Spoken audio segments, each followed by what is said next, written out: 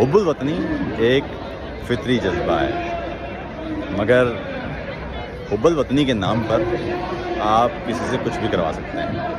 یہاں کلون شہر میں یہ سڑک پر کسی شخص نے مختلف ممالک کے پرچم چوک سے بنا رکھے ہیں اور لوگ اپنے اپنے ملک پر پیسے نچھاور کرتے ہیں۔ وہ سامنے آپ کو پاکستان کا جھنڈا بھی نظر آ رہا ہے۔ یہ ہمارے غالباً افغان دوستوں نے اپنی محبت کا اظہار کیا اپنے ملک سے، اور یہ یوکرین سے محبت کرنے والے لوگ بھی ہیں۔ یہاں پر یہ کردستان کا ایک جھنڈا ہے۔ یہ ملک تو کہیں نہیں ہے، لیکن یہ ہزاروں لاکھوں انسانوں کا وطن تھا۔